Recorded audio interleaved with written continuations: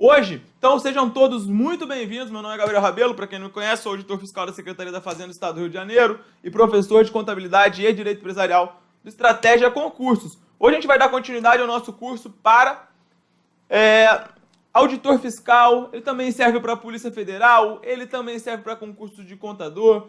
Por quê? Esse é um assunto que cai em toda a prova que você vai fazer, beleza? Então hoje a gente vai falar um pouquinho sobre o ativo. Na última aula a gente foi até a parte ali que trata das demonstrações contábeis. A gente falou quais eram as demonstrações contábeis obrigatórias segundo o CPC 26, quais eram as demonstrações contábeis obrigatórias segundo a Lei 6.404, falou a diferença entre elas, falou que você tem que publicar o saldo do exercício presente com o do exercício passado, para que seja atendida uma característica qualitativa da informação contábil, que é chamada a comparabilidade. A gente falou que os pequenos saldos podem ser agrupados, desde que não ultrapasse 10% do respectivo grupo. Vocês lembram de tudo isso? Tudo isso vocês já estão carecas de saber. Hoje a gente vai continuar falando sobre o ativo. E vamos começar de um ponto que é interessante. O que acontece? As companhias abertas, que são aquelas que estão ali sobre a supervisão da Comissão de Valores Mobiliários, a CVM, tá? As companhias abertas, são aquelas que negociam lá seus títulos no mercado de valores mobiliários. Então, essas sociedades são as sociedades anônimas e elas são aquelas que estão previstas lá na Lei 6.404, beleza? Então, essa é a sociedade anônima. Existem outros tipos societários. Existe, por exemplo, a sociedade limitada. Sociedade limitada não é um tipo que negocia suas ações em bolsa. Só que o que acontece? A Lei 11.638, que é uma das leis que alterou a contabilidade brasileira para adequar ao padrão internacional, ela trouxe uma regra para a sociedade de grande porte. Ainda que essa sociedade de grande porte não seja constituída sob a forma de SA. E aí o que eu tenho que saber? Por que eu tenho que saber isso, Gabriel? E você tem que saber isso porque cai em prova. Olha só, vamos lá no slide, rapidamente, a gente não vai perder tempo com isso. A Lei 11.638, artigo 3º, fala o seguinte: aplicam-se às sociedades de grande porte, ainda que não constituídas sob a forma de sociedade por ações, as disposições da Lei 6.404 sobre escrituração e elaboração das demonstrações financeiras e a obrigatoriedade de auditoria independente por auditor registrado na CVM. Considera-se de grande porte, para os fins exclusivos dessa lei, a sociedade ou conjunto de sociedades sob controle comum que tiver no exercício social anterior ativo superior a 240 milhões ou receita bruta anual superior a 340 milhões. Então, pessoal, o que a gente está falando? Todas as regras que a gente está falando até agora, elas estão previstas na Lei 6.404 e são cabíveis para quem? Para sociedades anônimas. Todavia, a sociedade fechada de grande porte. E o que é uma sociedade de grande porte? Uma que tem ativo maior do que 240 milhões, ou que tenha receita bruta anual maior do que 300 milhões, elas estão sujeitas também a quê? Elas devem observar as normas sobre escrituração e elaboração das demonstrações contábeis e auditoria por auditores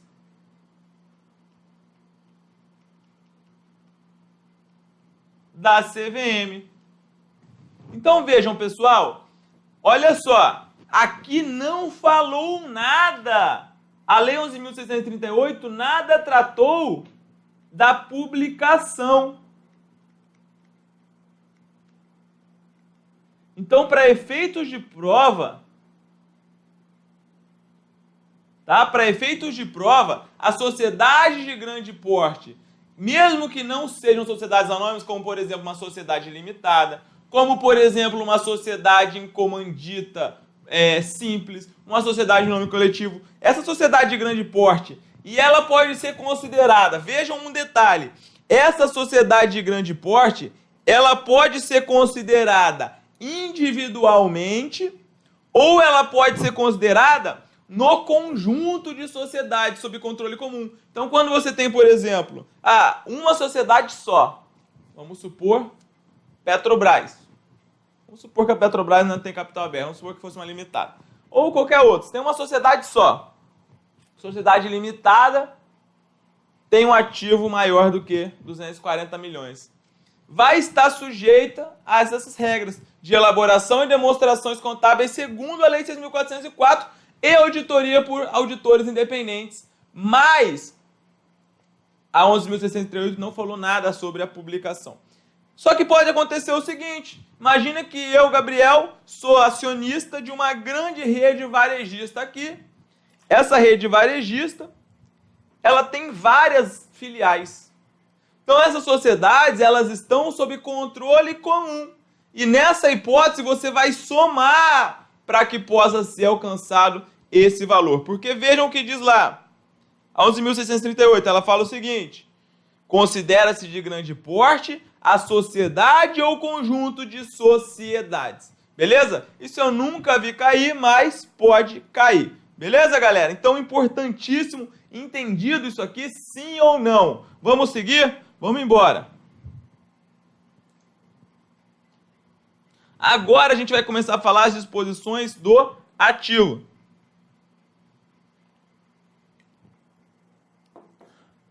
A gente vem falando até agora que ativo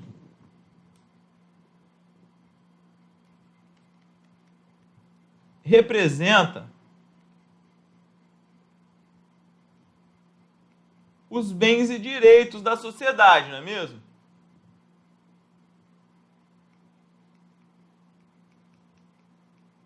Só que agora a gente vai começar a entrar em detalhes sobre o ativo. O ativo, a gente sabe que ele fica lá no lado esquerdo do balanço patrimonial e a primeira coisa que cai em prova, já caiu na Receita, já caiu no CESP, já caiu em tudo quanto é canto que você imaginar, é o seguinte, que o ativo, ele tem que ser classificado em ordem.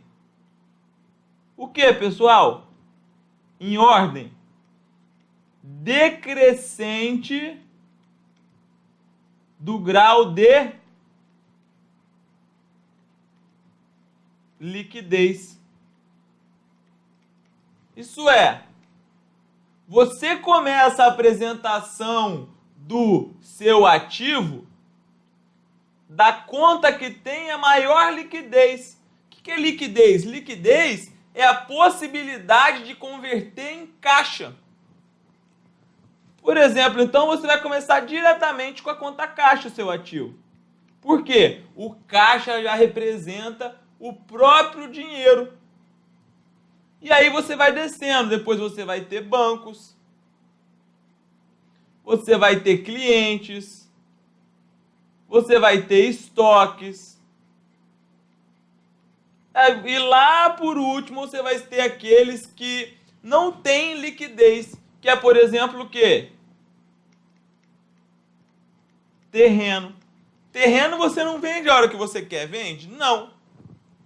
Não vende.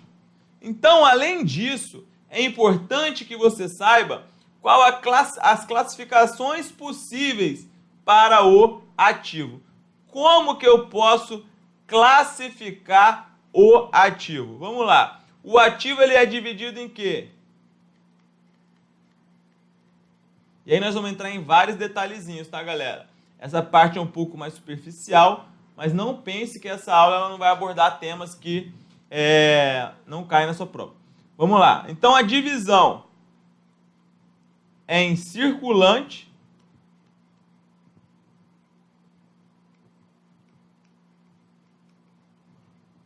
e em não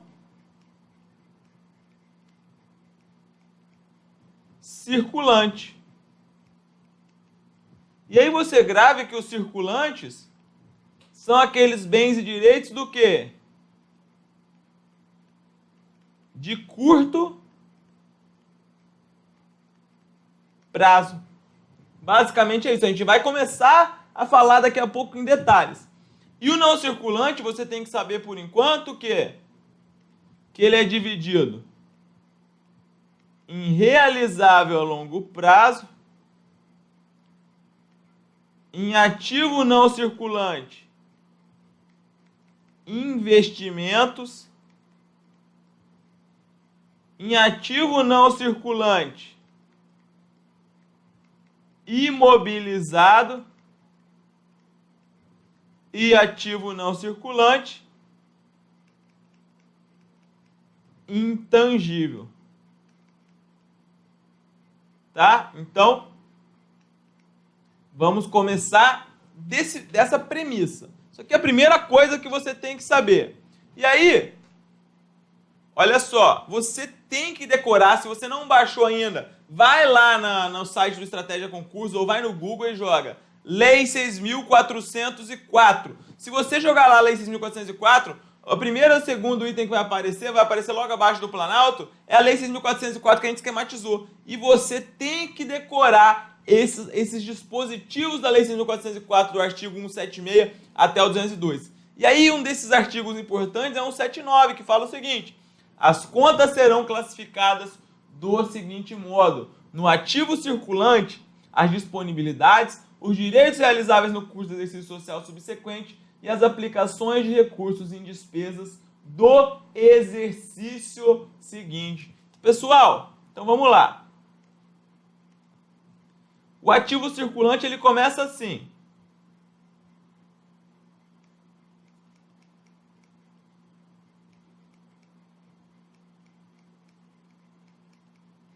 Vejam. Primeiro, nós temos as disponibilidades.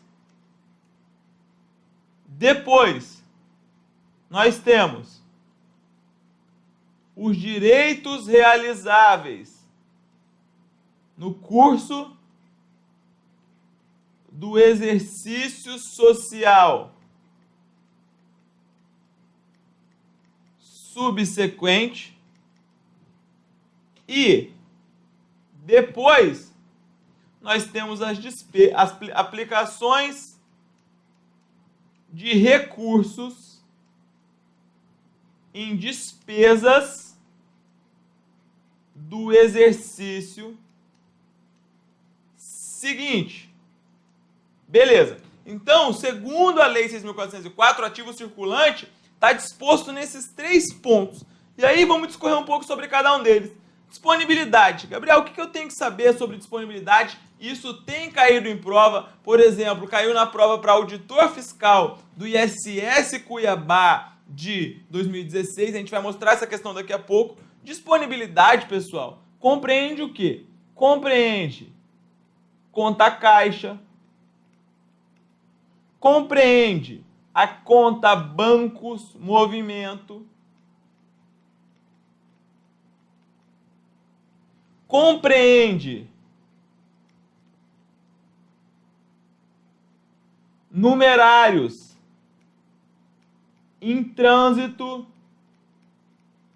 enquanto eles estiverem em trânsito, tá? E compreende também aplicações financeiras de liquidez imediata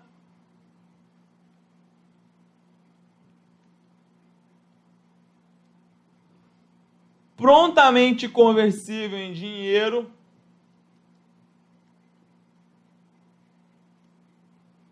e sujeito, vamos continuar aqui embaixo, e sujeito a insignificante risco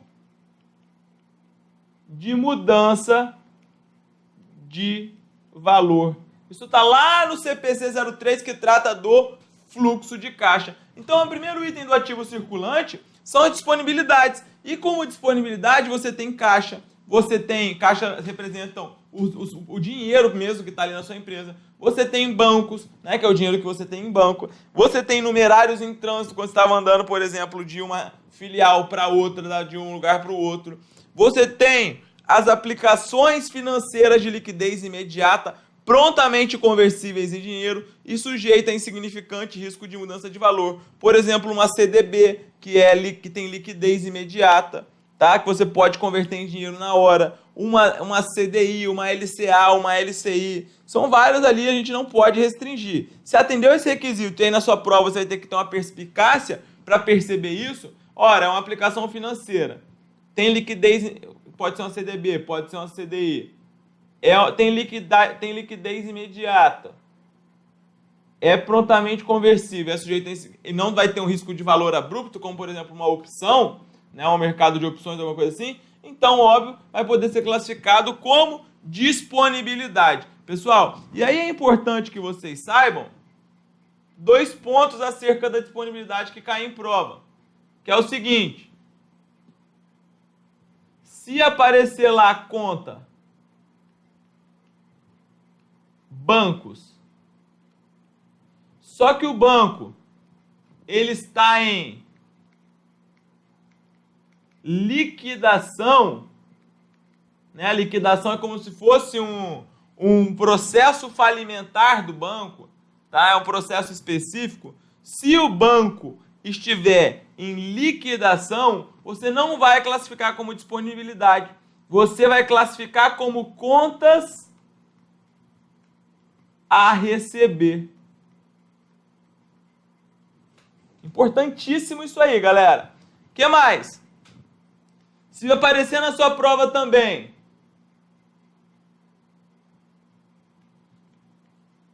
depósitos vinculados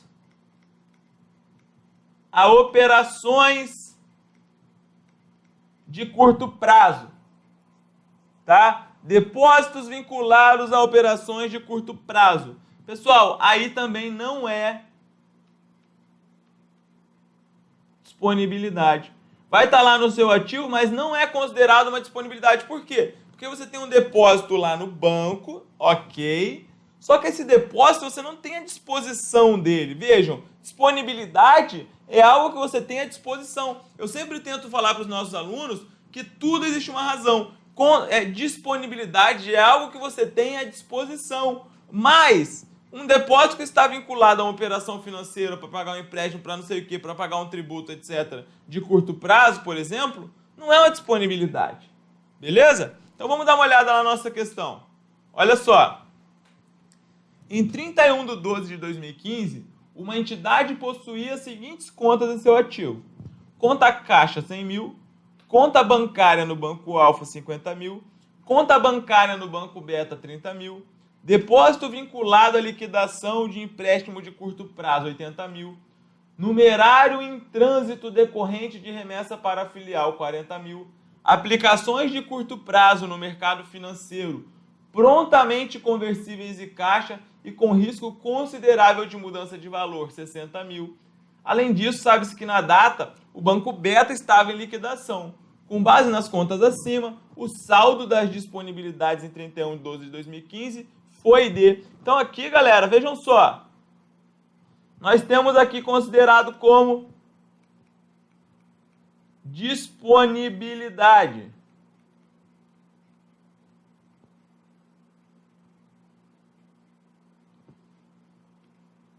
Vamos lá, uma a uma. Nós temos a conta caixa no valor de 100 mil. Cheque. Conta bancária no Banco Alfa, 50 mil nós vamos colocar. Beleza, 50 mil. Agora no Banco Beta, vejam o que diz. O Banco Beta, ele está em liquidação. Se o Banco Beta está em liquidação, galera, isso aqui vai para onde? Isso aqui vai para contas a receber.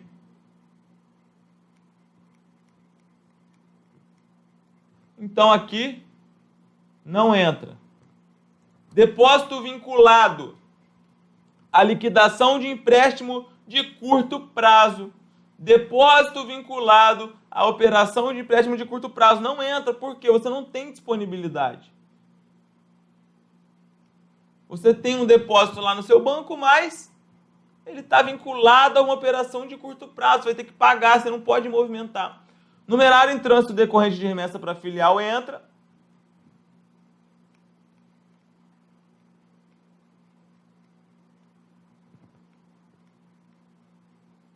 E aí, aplicações de curto prazo no mercado financeiro, vejam, prontamente conversíveis em caixa, beleza? Só que aqui tem um risco considerável de mudança de valor.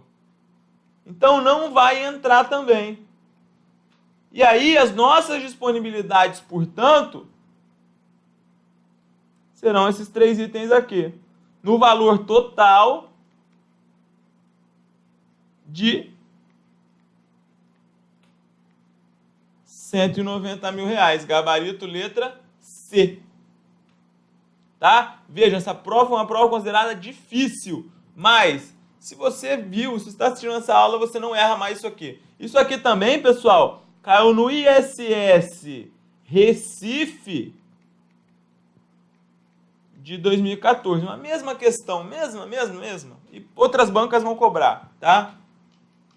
A FGV tem sido bastante pioneira aí nesses aspectos. O próximo item do ativo circulante é o seguinte: direitos realizáveis no curso do exercício social subsequente. Vejam só, esse ponto aqui, ele precisa ser esclarecido.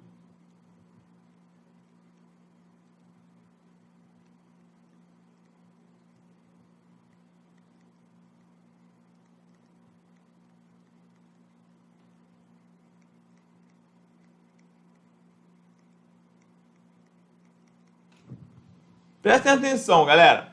A gente sabe que na contabilidade a gente trabalha com o quê? Com o exercício social. A gente trabalha com o exercício social, que é mais ou menos assim. Aqui nós temos, por exemplo, X1.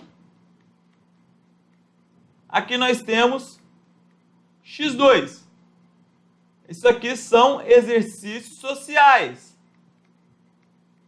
que tem a duração de 1 ano. Beleza. E veja o que diz aqui, 179. Fala que classificam-se no ativo circulante os direitos realizáveis no curso do exercício social subsequente. Então, os direitos realizáveis no curso do exercício social subsequente. Realizar algo em contabilidade é transformar aquilo em dinheiro. Só que o que acontece? Segundo a interpretação da Lei 6.404, vamos supor que o exercício ele se encerra em 31/12. E aqui também 31/12. Segundo a interpretação da Lei 6.404, se a gente fizer uma venda aqui em janeiro de X1 para receber somente em dezembro de X2, segundo a interpretação da Lei 6.404, ficaria classificado no circulante, não ficaria? Mas vejam quantos meses não incorreram aqui. 22, não é mesmo? 22 meses. Isso é curto prazo, galera? Isso é curto prazo? Não. Então, o que você tem que saber? E isso caiu, por exemplo, na prova de analista tributário da Receita Federal em 2009. Você tem que conhecer a literalidade, mas você tem que conjugar esse ponto com o dispositivo que está previsto no CPC 26. E o CPC 26, ele trata da apresentação das demonstrações contábeis. E o que acontece? Vejam só. Se você olhar aqui uma venda que você fez em janeiro de X1 só para receber em dezembro de X2, ela não pode ser classificada no curto prazo. Por quê? Quando a lei, o artigo 179, inciso 1, chega e fala assim: os direitos realizáveis no curso do exercício social subsequente, ele está tomando como marco de referência que data? Ele está tomando como marco de referência o encerramento do exercício social. Então você só vai ter como válido o artigo 1791 se nós falarmos isso aqui, ó. Estamos em 31/12, que é a data que a minha empresa escolheu para encerrar o exercício social. E aí, os direitos realizáveis no curso do exercício social subsequente, ou seja, tudo que ela tiver para receber em X2, como clientes, aluguéis a receber, duplicatas a receber, etc., aí isso sim vai ser classificado como curto prazo e como ativo circulante. Entenderam, pessoal? Sim ou não? É muito importante que isso fique claro para vocês, tá? Esse ponto ele é essencial. Agora, o que o CPC 26 fala? O CPC 26 fala o seguinte, olha só, galera, você não tem que considerar dessa maneira.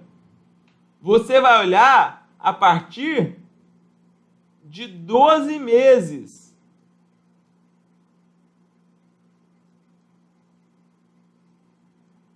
Então, a regra, segundo o CPC 26, é você olhar 12 meses. 12 meses, porque senão você vai ficar com uma discrepância. É isso que diz o CPC 26, beleza? Então, é importantíssimo que vocês tenham em mente aí esse discernimento, mas que conheçam também a literalidade do 179, item 1, tá? E aí o próximo que fala o seguinte, aplicações de recursos em despesas do exercício seguinte.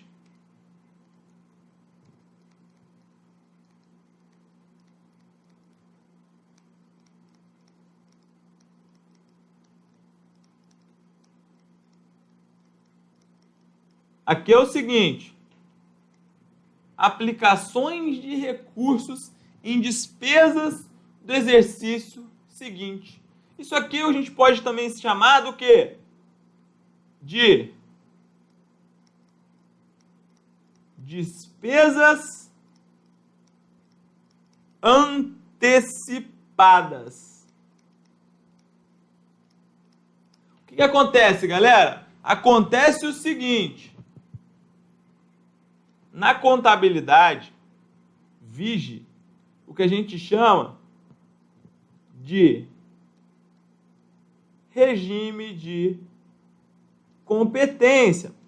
A resolução 750, que trata dos princípios de contabilidade, ela foi revogada. Mas o regime de competência está previsto no CPC 00, ele está previsto no artigo 178 da Lei 6.404 e em diversos outros lugares. E aí, então, o regime de competência fala o seguinte, olha só, você tem que reconhecer as receitas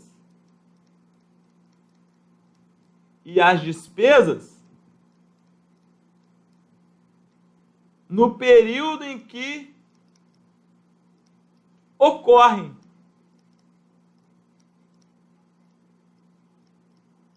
Independentemente de pagamento ou de recebimento. Importantíssimo isso aqui. Beleza, isso aqui não é nenhuma novidade se você já está nesse ponto do curso. Só que aí, galera, o que eu quero que você saiba? Despesa antecipada, basicamente aqui a gente pode considerar o seguinte. Vamos supor que chegamos aqui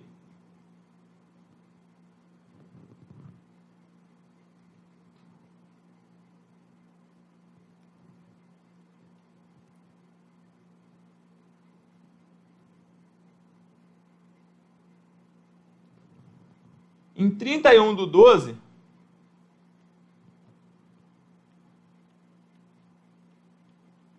de X1, aqui nessa data, e pagamos o seguro dos veículos no valor de reais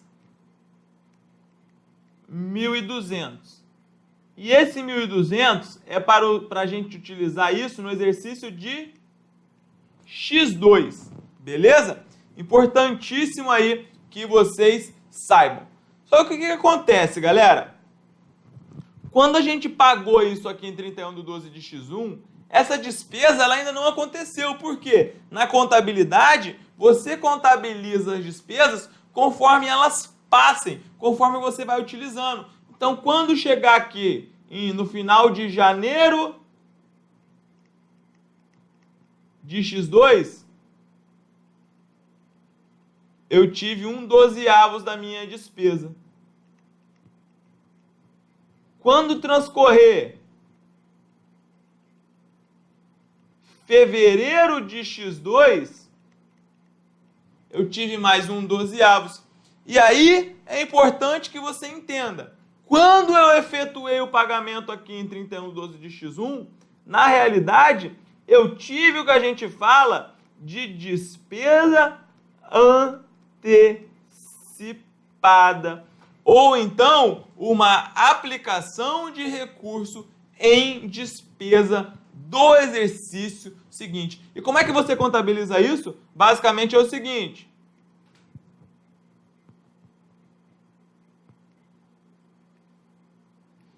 Esse ponto aqui, ele é fácil. E todas as bancas cobram esse assunto. Nós estamos gravando essa aula no final de março de 2017. E acreditem, há 3 dias atrás, isso valeu pontos importantíssimos na prova para contador aí do Tribunal Regional Eleitoral de Pernambuco, que foi cobrado, foi um concurso realizado pelo CESP. E isso vem caindo desde que eu comecei a estudar contabilidade. Nunca parou e vai continuar sempre caindo. Então, beleza. Pagamos o seguro no valor de 1.231,12 de X1. Como é que você lança isso? Você vai lançar aqui seguros a vencer. Seguros a vencer. Seguros a vencer. Seguros a vencer é o quê? É um direito que você tem. Portanto, vai ficar classificado no ativo. Por quê? Você pagou, mas você ainda não usufruiu. E a contrapartida vai ser a conta o quê? Vai ser a conta caixa, que também vai ser um ativo. E aí, como é que a gente vai lançar isso? Vejam, se nós temos seguros a vencer ativo no valor de 1.200, esse valor aqui ele está aumentando. 1.200, ativo aumenta a débito. Em contrapartida, você está tirando dinheiro do seu caixa. O seu caixa, portanto, está diminuindo. 1.200 sai aqui do caixa a crédito. Beleza, até aqui nenhuma novidade, não é mesmo, galera? Só que a gente já está careca de saber como é que você faz um lançamento a débito, como é que você faz um lançamento a crédito. E aí, passou o primeiro mês. Passou o primeiro mês, você vai ter uma despesa de seguro, que é uma conta de despesa no resultado. E aí, o que vai acontecer? A contrapartida é a seguinte. O seu seguro a vencer, você tinha um direito de 1.200 frente à seguradora, mas você vai reduzir de 100. E vai jogar esse 100 como o quê? Como despesa de seguro. Depois, mais um mês, você vai lá e 100.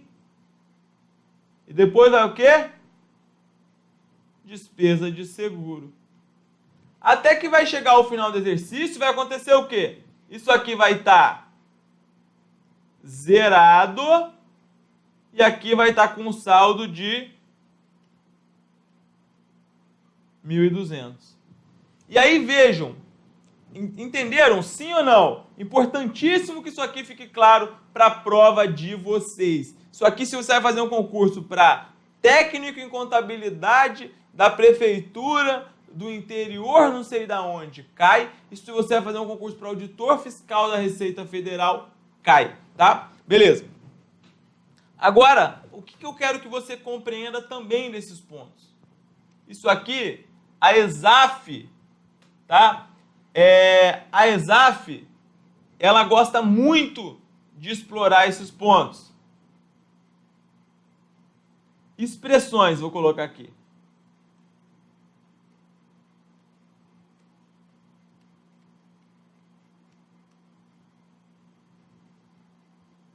Galera, contabilidade não é fácil não, mas ganhar 20 mil com salário da Receita Federal, salário dos ICMS aí da vida, ganhar 25 mil lá em Santa Catarina, 10 mil na Polícia Federal, pra vida inteira também não é fácil, né? Isso aí, pô, se fosse fácil não ia ser tão concorrido. Vamos lá, expressões. O que você tem que saber? Vamos lá, não desistam. O importante é que vocês não desistam. Contabilidade, se você desistir, a concorrência agradece. 60 mil inscritos, por exemplo, na prova para fiscal da Receita Federal. Só 1.000, 1.200, 1.800 estudam. O resto não tem mentalidade, não tem vontade de passar. Beleza, galera? Então, rapadura é doce, mas não é mole. Os fortes estudam, os fracos desistem. Vamos embora. Expressões. Quais são as expressões importantes para a sua prova? O que eu quero que você saiba agora? Vamos aqui. Contabilidade é persistência, galera. Contabilidade não é igual direito constitucional. Ricardo Vale chega lá com a didática excelente e chega e fala o seguinte, pô, artigo 5º é isso, é aquilo. O cara é bom e o artigo 5º é fácil, aí é mole. Agora você entender o que é débito, crédito, sei que, quando acredita, quando é antecipado, quando não, aí a gente tem que quebrar a cabeça. Beleza? Vamos embora. Então, o que acontece? Vamos aqui.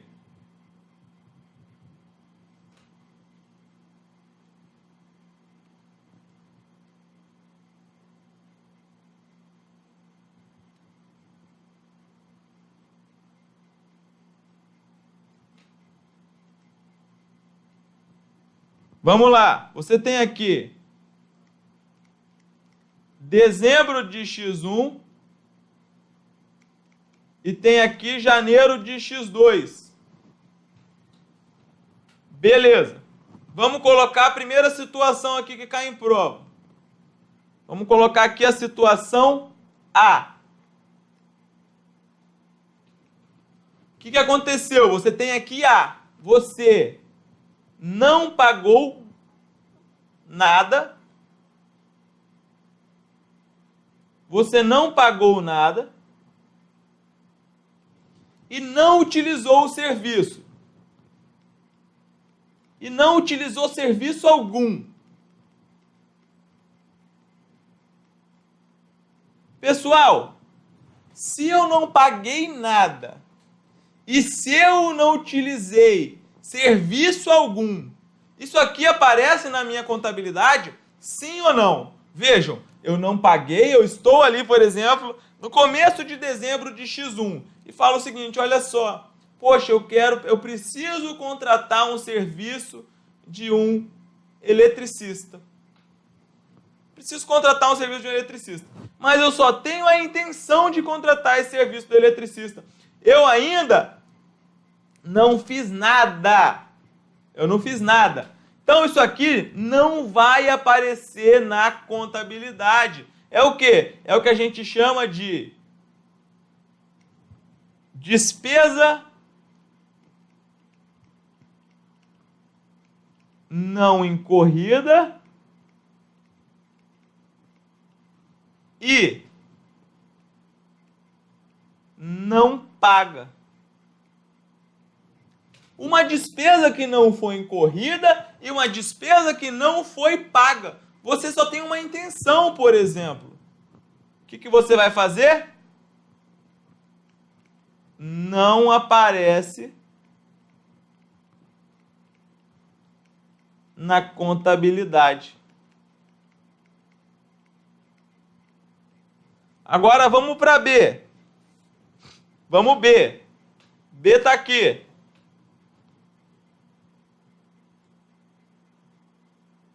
B. Você utilizou um serviço aqui de dezembro, tá? Você utilizou o serviço e não pagou.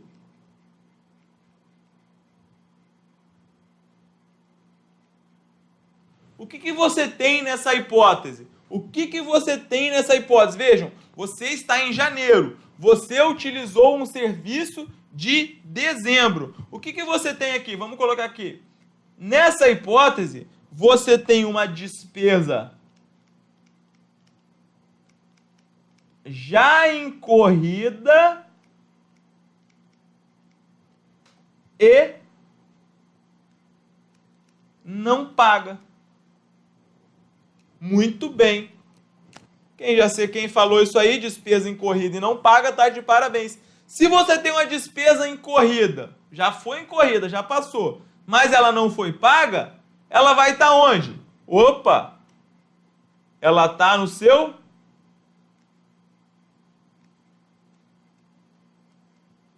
passivo. Está no seu passivo. Vou apagar aqui para a gente ganhar um espacinho. Infelizmente, eu não gosto de apagar slide, mas vou ter que apagar.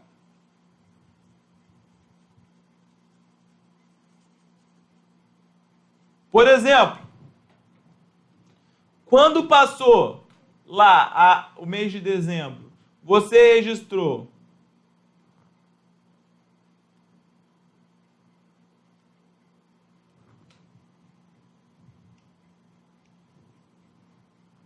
despesa com energia elétrica da administração. E aí você vai lançar lá, você não pagou, você vai lançar contas a pagar. Você vai lançar aqui 100, despesa aumentando a débito, e vai lançar aqui 100, passivo aumentando a crédito. É exatamente essa situação aqui de B. Passou o período que você utilizou, mas você ainda não pagou. Vamos embora. Vamos para o nosso próximo exemplo. Nós temos aqui agora C. Nós temos aqui C. E o que aconteceu em C? C você já pagou, mas você não utilizou. Você pagou, mas você não utilizou o serviço. Você vai utilizar ao longo de dezembro. Se você pagou e não utilizou, o que você tem, galera? Uma despesa paga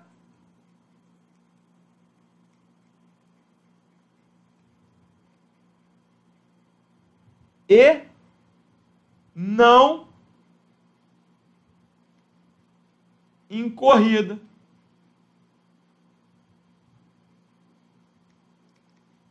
Se você pagou uma despesa, vejam só, você pagou a despesa, mas você ainda não utilizou. O que você tem? Se você comprou lá o curso Gabriel Rabelo lá no Estratégia, você foi lá, gostou da nossa aula, você pagou o curso, mas as aulas ainda não estão disponíveis. O que você tem? Você tem um direito a obter esse curso. Você tem um direito a assistir essas aulas. Então a gente vai registrar nessa hipótese de despesa paga e não incorrida um ativo, porque é um direito.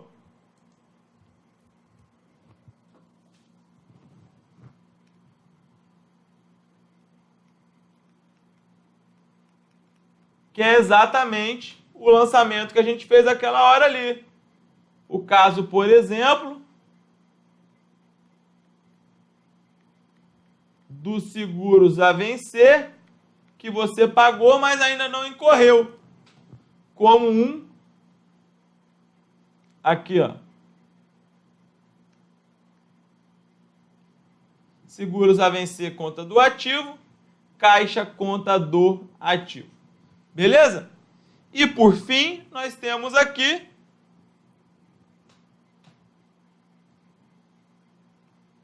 D.